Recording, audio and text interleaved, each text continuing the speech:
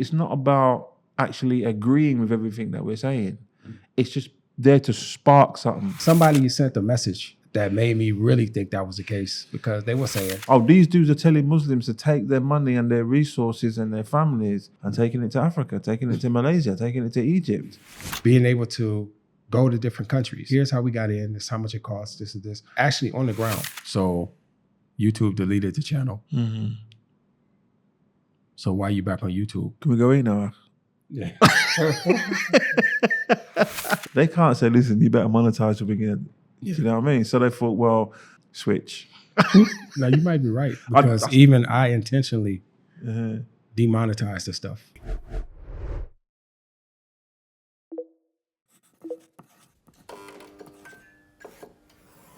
Get your copy of the Hijrah Handbook at book.makehijrah.com. So it's been almost a year, man, since we created content for the channel, because as many people know, some people don't, that our channel was deleted from YouTube. It was kind of like, what do you call it? A surprise, by surprise. Yeah, it was a surprise. They just sent an email. And it's funny because somebody, I don't know them personally, but they had a channel on YouTube, an Islamic channel, and they recently posted the email that you get from YouTube saying that your channel has been deleted. It's basically, you know, we looked at your stuff and and for us, they said that we have many violations. Yeah, which I find hard to believe, bro. Yeah, I don't know.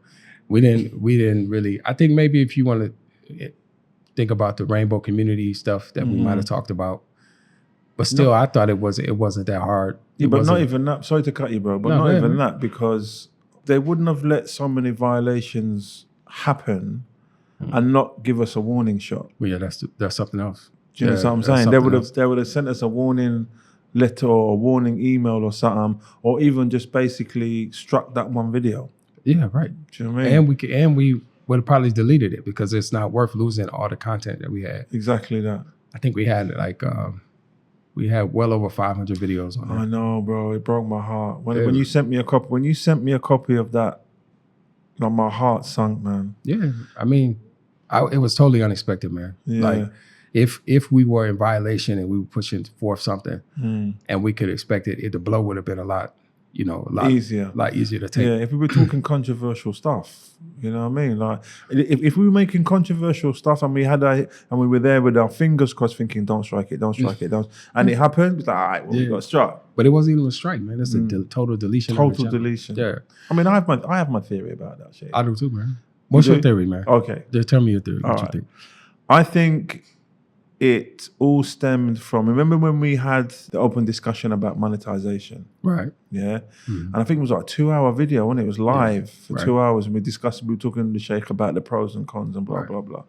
I think maybe from that point there, because the way I looked at it was like, YouTube is a big server. Right. And they're just hosting all these videos. Right. And we had 500 videos on their server. Right. Just there. Right. And they could have made space for another 500 videos with somebody that wanted to monetize the content. Yeah. But officially and legally, they can't come out and say that, bro. They can't say, listen, you better monetize to begin. Yeah. Do you know what I mean? So they thought, well, these dudes have got 500 videos on our server taking up our space, and these dudes ain't monetizing. Switch.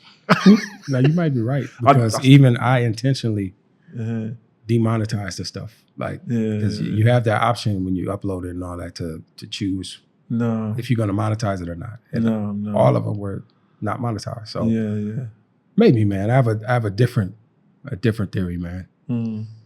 I think personally, man, that we're not falling for the divide and conquer stuff.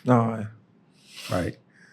So you have channels that are dedicated to going at each other, whether right or wrong, right? So maybe some people deserve it, maybe. And maybe we personally think some people deserve it. But we never personally attacked people. Even if we had something to say about or criticize something, we talked specifically about what they were saying, and we addressed what they said, not them personally. That's one thing. The second thing is that what we're calling for we're encouraging people to explore the world, especially if you're Muslim, to explore the Muslim world and consider moving your family and taking your resources, your educational resources, your monetary resources, and invest it in another place. So I thought that, and somebody sent a message that made me really think that was the case, because they were saying they were on their way to West Africa, and they had a really hard time leaving to go to West Africa, and many people are having problems leaving to go. Like they're asking, "What you doing? Why are you going? It's starting to get more scrutiny." I don't want to say it was us that did that. I don't want to say that or make Hijrah. But you actually put something on, like you actually opened a window of thought for me just then, because check it, bro. If the idea of Make Hijrah actually took off to exponentially like the way we want it to, what we're actually telling Muslims to do is take your money with you out of the West and go and invest it in another country. Right. I never looked at it. It's not just financial, man. Because look, if you went and took that education over there, you became an engineer, doctor, or this. Now you're taking your intellectual resources to another. Because remember, in the 70s, I believe it was in the 70s, they were recruiting people from outside of America to come with their talents and skills. They're still doing it now, bro. Yeah, that's what I'm saying. And I'm sure it was UK and other places. So they were removing those intellectual resources from their home countries and bringing them to the West to work in the West. No. So now we're saying, let's flip the script. Now we're flipping it. So is that the case? I don't know. It could be something really simple. It could have been like you talked about those people too much. Yeah. Those videos, we didn't like that. Whatever it could have been. Or it could have been something deeper. Yeah. It's like, because I mean, look at who's the other video channel that got demonetized? Was it One Path? Did it? I don't know. One of those big Islamic YouTube channels, and all they were doing basically B-roll. Yeah, that was I think that was Merciful Servant. Merciful Servant, bro. Yeah. And they got demonetized for what exactly? So anything's possible. Oh, these dudes are telling Muslims to take their money and their resources and their families. They're taking our British pound, euro, and dollar and taking it to Africa, taking it to Malaysia, taking it to Egypt. No. Because I think at the time we had over 1 million views, even though we had 500 videos. Right. I mean, I think we had over 10,000 subscribers, but okay, the views and the subscribers is one thing, but we're talking about views because our videos were shared. Right. You're talking about over 1 million views. Right. And even if you say 70% of them were people watching that video one time, if you exclude people going back and watching that video 2-3 times, let's say 70% of those people were people that were watching that video one time. Right. That's a lot of people. Well, I mean, I guess the main thing was our intention of just showing people what the Muslim world looks like. Because you have something in your mind, and especially like the news and the media and how they put forth how the Muslim world operates and how it looks. So even Africa, to me, growing up, all I know about Africa was starving children. Wars. That's Africa. But that's not really Africa. That's like this place or this village. Yeah. Right. This place in the continent of Africa. Right. Yeah. So, but once you start to explore and once you start to visit places and travel, you start to realize like how it ain't what it is. I'm not saying that it's in the best conditions, but it's not like that. It's not what they showed us, And a lot of times, it's I don't know why they did that. Like maybe because people might consider like going back there or taking their resources to another. I don't know, man. I mean, what I find in Africa is like this. Everything is there, but it's just done differently. Right. Yeah. And I think once you understand that, okay, well, everything is there, that's in the UK, or everything is there that's in the US, it's just done differently. Right. So what is it about Africa that makes it so different? And it has to be the only complete word I can use is the ambiance is different. Like, you still have to get up, go to work every day, this, that, and other, blah, blah, blah, blah. But you're no longer a Duracell battery just working for the man. Do you know what I'm saying? Like there's two different feelings there, bro. Like, yeah, I have to get up and go to work and feed my family and pay my rent and pay the bills. But I no longer feel like a Duracell battery. There is some concept of freedom. I mean, listen, you don't work in Africa, you go hungry. Where we both come from, you get a little help from the government. Right. Just what I'm saying. Right. But still, that feeling of just being a number and a product is no longer, it's removed some way. Right. I don't know what it is. Maybe it's the simplicity of the life. You know what I mean? I don't know what it is, actually, but like, I mean, I've like obviously been backwards and forward from Tanzania. If you don't work, you don't eat. Right. If you're not selling wood by the roadside or selling cassava with a basket on your head or asking somebody whether you can clean their shop front, you ain't eating that day. Right. Yeah. But the people who are in that economic level, they're not bitter about it, bro. Whereas we know from the US and the UK, like, with us, we have people that beg, and they beggars. They beg, yeah. And then you have people that are working for the man. There's nobody in between where you get people walking around saying, "Bro, you got a day's work for me today." For some reason, where I come from, I don't know what it's like in the US, but them days are over. You're either one or the other. Right. You're either on the street with a cup saying, "Homeless, give me something. I'm a ex-vet or whatever." Or you get somebody working a minimum wage job. You find that we call them the immigrants that come in illegally. Yeah, they're the ones that are stood outside shops or big warehouses, and when somebody pulls up in a truck, they say, "Bro, have you got any work?"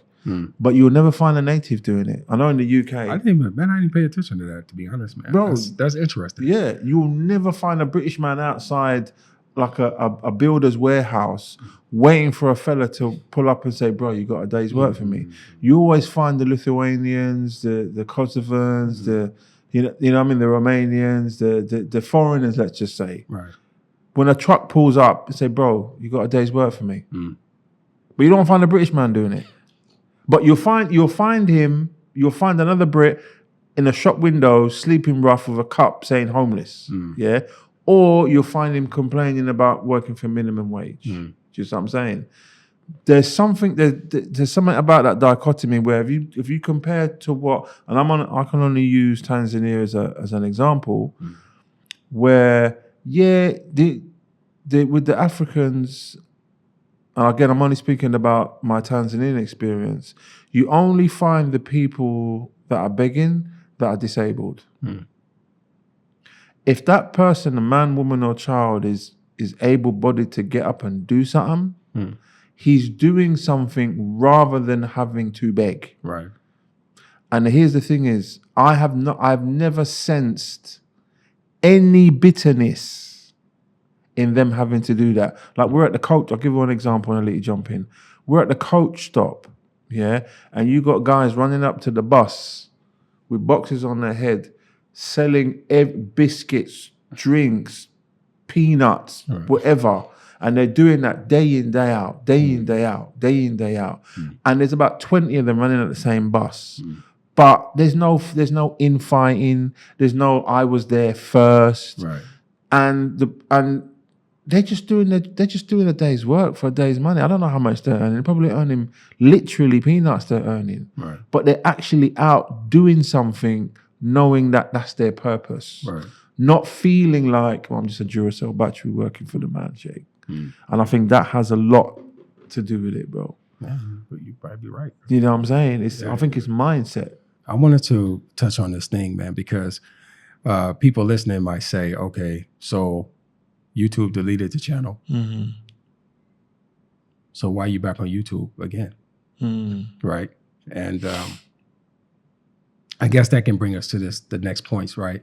I'm not sure if you've experienced it, but when I was traveling into different places, I was traveling a lot last year, and I would find people, man, that would say, "Brother Omar," you know, and they would mention the channel and everything, and I didn't know how many people we actually helped. That's what I'm saying, bro. Like, or touched or helped them make a decision, you know. So I kind of feel obligated to continue to work, no, you know, and at the very least give a face of the Muslim world, like how they gave a face of America sold itself, bro. Yeah. And I'm sure the UK did. Yes, of course, but America bro. sold itself. Like, yo, we're the land of milk and honey. Yeah. You come here, you Big get the American education, dream. you can Yeah, this, yeah. you can have a big car, you can do it. Yeah. They sold themselves and had people running in droves over there. Even now, man, people crossing the borders, the immigrants coming in, it's still the same. It has that reputation. I think that's another discussion of whether or not it's true. But so now Muslims are losing their children. They realize like maybe this wasn't the best decision. You know what I mean? Like to come here, get an education, get some money, build a house over there and come back. Maybe that would have been a better strategy than trying to go over there and live and raise my children and do all this. Now, my daughter doesn't want to listen to me. She doesn't want to wear hijab. She's doing the stuff like the other girls do. No. And my son, he's joining the gang or he's doing this and that, or he's smoking drugs, whatever. So I think that now we can paint the picture or show an alternative, an option to save yourself and try to save your family and look and see, does this fit me or is that fit? It's not just Egypt you can go to or not just, you know what I mean? Not just Turkey or not just this place. There's many options out here and you just have to figure out which option, you know, works best for you. I mean, to answer the question more directly, why YouTube? I think Allah knows best. We might push on and push out more content, and it might happen to us again. But I think this time we will have. I think we'll be more cautious. Right. Yeah. And plus, you know, YouTube is a huge platform. I don't think there's any other social media platform that can compete with YouTube for information. They are restrictive to a sense, but I think they're being pulled by political strings and all that kind of stuff. So I think if we play by the rules, I think inshallah, we'll be okay. But to go back to what you were saying about showing a picture, being sold. Yeah. I mean, I'm back in the UK, bro, like quite periodically. Yeah. And well, there's two things I want to discuss really. The first one is the amount of immigrants that are coming from countries that same country, UK, has absolutely obliterated and destroyed, whether it be by sanctions or whether it be by proxy war or whether it be by war itself. Yeah. I mean, imagine, let's take, for example, you have the war in Afghanistan with the coalition. Yeah. You have Afghani interpreters that worked for the UK government. Yeah. Not even these dudes, because obviously the Taliban kicked them out and all that kind of stuff. Right. So obviously, well, you can't leave me here, bro, because if these people find out I worked with the Taliban, that's me done. You know, the UK have actually closed their doors to them people as well. And then obviously you have the war in Sudan, so the Sudanese are trying to come over. You see them? Yeah, bro. Bro, we have a huge, we have a Rwanda bill now, where now if you land in the UK illegally, meaning if you take an illegal boat from the coast of France and you land in Dover, which is the coast of the UK, they'll take you in because obviously you claim asylum and they take you in. If you're if you're taken in, you're patched up, and now they're sending planes to Rwanda. UK has a deal with Rwanda now that if you enter the country illegally, they will automatically fly you to Rwanda, and then your visa application will be assessed, and you're given your answer, Right. whether you're allowed to come back into the UK. But that's for everybody, bro. So it's a big issue. So, but the point I was trying to make is that our message is not getting out to those natives. It's not getting out to the Afghans. It's not getting out to the Sudanese.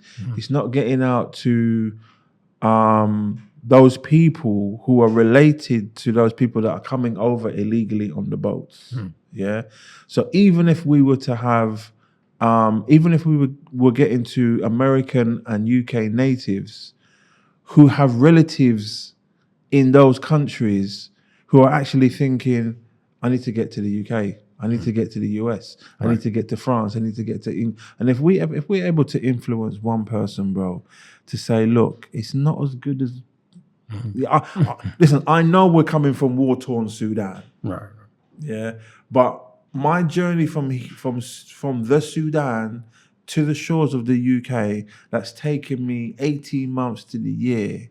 Now I've got here, I would have rather have put up with what I had to put up in Sudan, because these people don't want us here.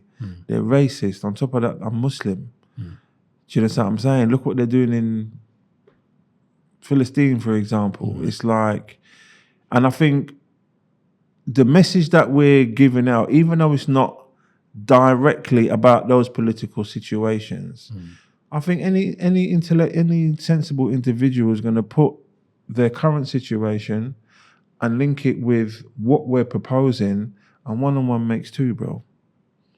Because imagine you're in a situation where you think, okay, these people are coming here, or I was born here. I'm a Palestinian, or I'm a Sudanese, and my parents came here because of what happened in our respective countries, and I was born here, and I'm seeing what's happening to my wife and my children, and I'm seeing other people from where I come from go through what they're coming when they want to come for a better life. And the next question is, well, what's the alternative? So I'm hoping that an insight into Make Hijrah and our small contribution will allow them to put sponsor. Well, I actually do have an option. You know that who fits that image best when you talk about it are the Somalis, because there were a lot of Somalis that went to the States as refugees, and they were helped by organizations and everything, and they got their stuff together. And then you find a lot of them they said, okay, they're going back. We're going over. Some of them end up in Saudi Arabia. Some of them end up in Egypt and in different places. Turkey. There's a big Somalian community in Turkey. But they realized quickly. A lot of them realized quickly, this is not gonna. And I think that has got to do with a lot with their unity. Like the Somali community is very, very unified. Like, so what happens to Abdullah is very going to quickly run down the chain. Everybody's going to know what's going to happen, and they're going to find out why it's going to happen and think, okay, well, let's work as a community, let's work around it so this problem doesn't happen again. But then these problems start happening over and over and over and over and over again. So it's not just 5 or 6 people in the community deciding this ain't working for us. It's a whole community turning around and saying, this ain't working for us. Right. What we're gonna do next? And then somebody comes, well, I'm going over here. I'm gonna go here. I'm gonna go here. And if it works, then people follow. Right. Then people follow. Yeah. But unfortunately, like you and I, our backgrounds, our people, I'm hoping, inshallah, that we're able to let people know that even though we haven't come from a community as such, we're individuals, bro. You and I came together, and now we're a community. But before we were just doing our thing, innit? Yeah, we were just doing our thing. Right. So it's not just about okay, well, I come from a Bengali community, I come from a Pakistani community, I come from this. What are we doing to make Hijrah? Because you might end up making Hijrah on your own, bro. Yeah, that's right. Do you see what I'm saying? So even if we can bring people together who in ordinary circumstances, you might be just Assalamu alaikum, walaikum salam, and they go about their business. Now they have a common thing. Listen, is your family going through the same stuff my family's going through, bro? Well, what can we do? Well, I had an idea because I watched a YouTube video on Make Hijrah, on other channels that are talking about the same thing. Right. Why don't we do this? Right. And then the barriers of not being from the same community has now been removed because now we have a common problem. Right. I'm from the UK, you're from the US, but bro, we have a common problem. Right. We want to save our families. Right. So how are we going to do it? Exactly. Well, where's the information? Well, there is none. Well, actually, there is because we've got Make Hijrah. You might even not. And the thing is, it's not about actually agreeing with everything that we're saying. It's just there to spark something for you to look further. I don't agree with Brother Hamza is saying, let me find out what Brother... And just that. Yeah, that's right. Yeah. So even if we do that, inshallah, we get higher for that. But just that, bro. It's not... We don't have the answer. Right. We have possible answers to possible scenarios. Right. And if we looked at just as that, alhamdulillah, man, I'm cool with that, bro. I think this time around, man, some of the backup plans, like we still have the website. We had started uploading videos to the website. Like you can find the older videos there. The newer videos we didn't put there. So it's like half. So we were able to keep about 250 videos. And then the other half of those videos were lost. So that they're gone. And then certain things happened along the way, like moving from Malaysia to here and having to carry all this equipment and all this stuff. And then having to downsize some of this stuff. And one of my son's computers got hijacked and all this kind of stuff. Where you just start to lose data. We couldn't even salvage a lot of it. So alhamdulillah, there's still some on the website. We tried to put some on Facebook, but our team isn't a big team. So it was based a lot on volunteer service. So this time around, man, it has to change, man. Like we have to, there are people that are willing to support. There are services people want. Like we would like, somebody want consultation. You say, okay, no problem, man. I'll talk to you. I know, even that, bro. It's like obviously you've passed brothers over to me and all that, and obviously we had that one brother who wanted to pay, and I felt guilty, bro. Yeah. And if it wasn't because the brother insisted, but he was gonna pay. Yeah. That's the thing. You have that mentality where I'm gonna pay you for your time. No. And I understand that. And even though I didn't want to do that. Now it's like, okay, you have that group of people. Even somebody recently asked about that. And it's now I personally believe that we need to create some type of services that we can do professional consulting, right? Not only that, like you do have people that are heavy supporters and they ask, where can we support?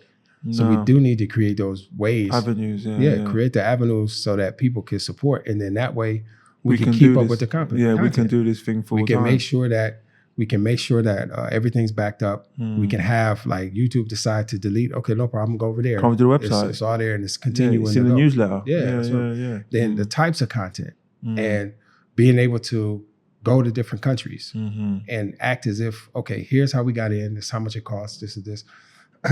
Here are the visa options. Here's this. Actually on the ground, right? Still keep in contact with people that are there, living there, so that instead of being on a Zoom call, we can actually be there and meet the brothers and do things like that. Which is what I thought which is what I was praying for would be the next step. Now, obviously, because we had all those interviews with brothers from all over the world, I thought, okay, well, the next step is to be like, we're going to Sudan for a month, right? And we're just going to shoot videos of Sudan for a whole month, right? And talk to lawyers, talk to teachers, talk to police officers, talk to dentists, talk to teachers, talk to everybody, and get their opinions. Right. That's what I thought would be the next step. No, I think we need to push towards that. No. And then not be shy to for people that can. It's not cutting off people that don't have the means. But there are people who have the means, and they're like, how can we do it? And we said, well, I don't, come on, man. Like, what are we doing here? Like, so if there aren't any big donors out there, they want to help us out, bro. Fi sabilillah, son. But man, that's, I mean, again, it's not the majority of whatever we get goes back into the project. Right? And we have families, Aki, man. Come on.